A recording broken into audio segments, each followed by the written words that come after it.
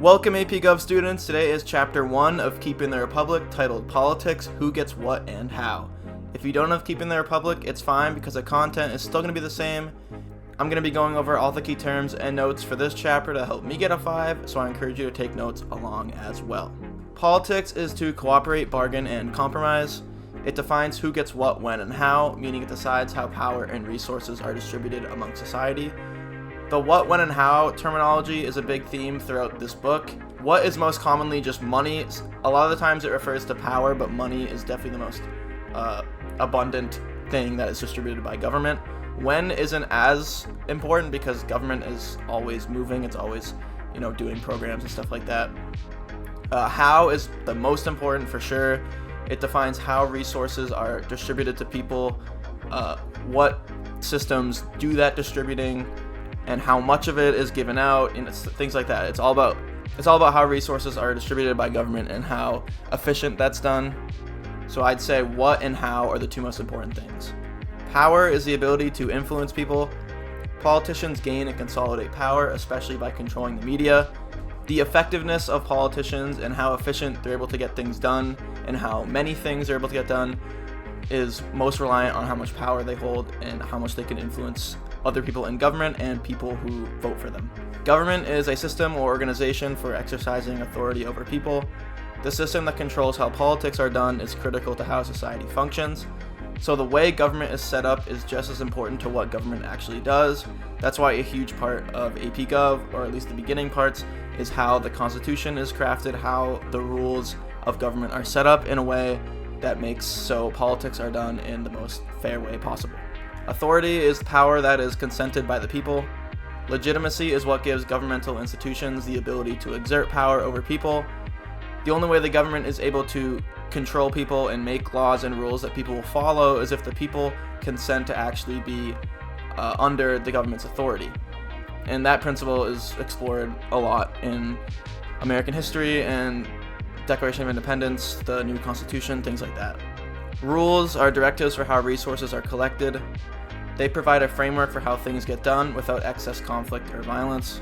Rules in government and rule following by politicians is important, that things that get passed through government are done fairly and the outcomes in government are just. Norms are implied and understood rules. Unimposed rules are more obvious when they are broken, so norms are often more sensitive. Sometimes rules are meant to be broken, but not norms. Norms, as it applies to government, is just how the behaviors of politicians and what they're supposed to be, how politicians are supposed to go about their lives and their business within government.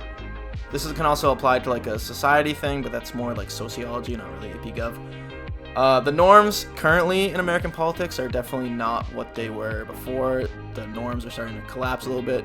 Politics are getting crazier and crazier nowadays, but in normal American government, normal government as a whole, politicians are all supposed to behave in a certain official way, and that's what the norms are.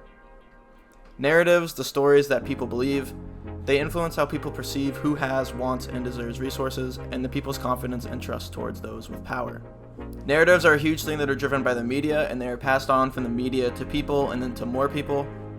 The things spread throughout narratives get people believing certain things about how money and power in government is supposed to be distributed, who is supposed to get money and power. This is a callback to that what, when, and how type thing in terms of politics. Economics, production, and distribution of wealth. Resources are inherently economic, so politics and economics are closely related. Pretty much all political things that are passed have to do with some economic side. Certain like criminal laws and stuff like that have nothing to do with economic policy, but almost all spending policy, things that are done in Congress, have to do with money. And that's why, in terms of like what, money is the most important. So politics and economics is greatly linked. You're going to have a big understanding, not a huge understanding, but you're going to have a pretty decent understanding of economics to get through a lot of the AP Gov stuff. Socialism, leaders make economic decisions based on what everyone needs. The state is in control of the outcome, creating substantive guarantees based on what the state believes people need. There's a lot of nuances with socialism, obviously, because it's always run, in different countries, socialism is done in different ways. But the main principle of socialism is that the state provides guarantees to people to keep them on a certain level. which is a lot different than a capitalist system. If you want to use like sports terminology or something like that, socialism has kind of like a defined floor but a defined ceiling, while a capitalist society has a very low floor and a very high ceiling. There's a lot of more disparity in capitalism, but there's a lot more room for prosperity, and compared to socialism, where there's a lot more equity, but there's not a lot of room for prosperity. Capitalism, economic decisions are decided by the market. Resources are privately owned and are produced and distributed through supply and demand based on procedural guarantees that everyone competes on the same playing field.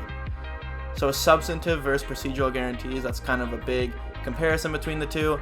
Substantive meaning the government provides certain things for people, and procedural guarantees, which means the government sets up a playing field with equal rules but doesn't give people resources. It just allows them to compete for resources. But again, just like socialism, there's a lot of nuances with capitalism.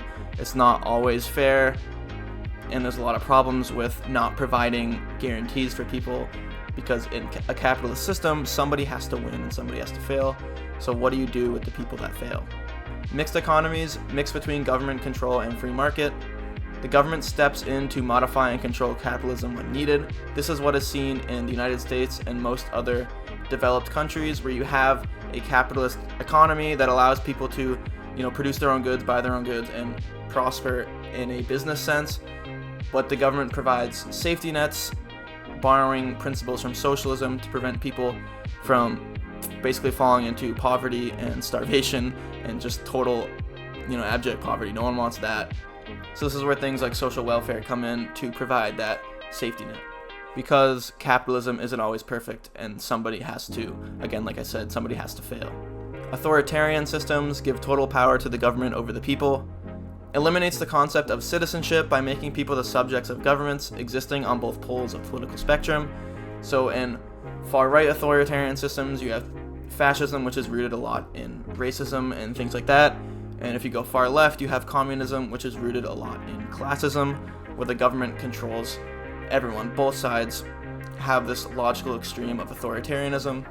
The main principle, however, is that it removes autonomy from the people, and they are no longer citizens of a country, but they are basically just subjects. They're just pawns of the government. Non-authoritarian systems give total power to the individual. Total power might be a little bit of a stretch, but that's the technical definition. Citizens have rights within governments to preserve autonomy, existing usually in the middle of the political spectrum, but can be taken to the logical extreme. The logical extreme would be something like anarchy, where there's just no government. But that's not something that is seen too commonly in any countries, because if you don't have a government, you don't have a country. But in a non-authoritarian system like the United States, citizens have rights within the government that are protected by the government. They have to a certain extent, autonomy over their lives. They're not allowed to do anything. Obviously, we have criminal laws in this country. In a vacuum, there's a lot of extreme views in the United States, but when looking at the total political spectrum, most political views in the United States are very moderate. Although nowadays, the parties are starting to pull a little bit. Democracy, the people create the government, rooted in the idea of popular sovereignty, allowing the people to fairly establish a government with balanced authority. So in a democracy, the people institute their leaders, they institute their rules and their laws. So elected officials are just one of the functions of democracy, where the people choose how the government works, who represents government. Citizenship, the people have a say in government. Citizens have rights and are protected by the government, but also have obligations in the form of giving back to the government. So the citizens have liberties and autonomy granted by the government for being members of the country, but they also have obligations in a way to sort of pay that back for the rights that are being protected by the government. So certain obligations are like taxes, actually participating in government so the government can function, smaller things like jury duty, things like that, to give back to the government. This is sort of getting into the social contract idea of citizenship, the Enlightenment era. That is explored a lot more in American history, but it'll definitely be explored here in Gov. Classical liberalism ideology emerging in the Enlightenment, recognizing individual rights.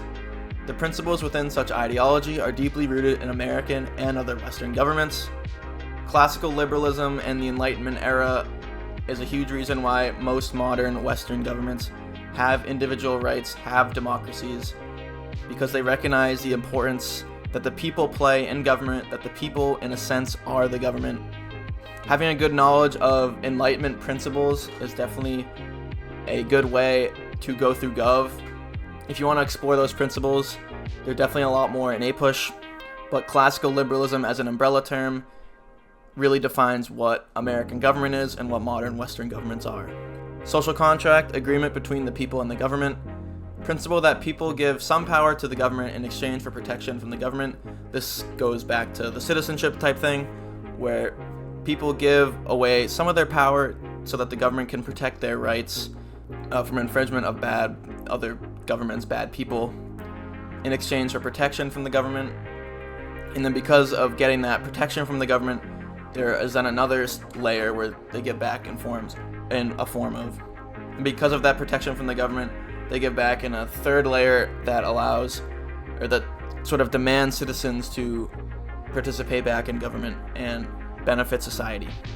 But the main principle of social contract is that people give up some of their autonomy in order to have law and order in society in exchange for protection from the government. Republic, citizen voices are heard through elected representatives. This is what America is. The founders opted for this form of government based on a variety of factors.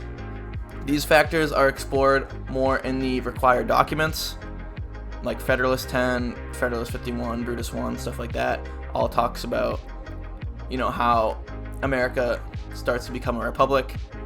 I would say Federalist 10 is the biggest one. Republic, citizen voices are heard through elected representatives. This is what the United States is, a republic. The founders opted for this form of government based on a variety of factors. Take a look at Federalist 10 if you want to find a great essay about why America should be a republic. It is a required document, so you probably read this already or you're going to very soon. Basically, because of the size of the government, you can't have everyone just be a voice in government.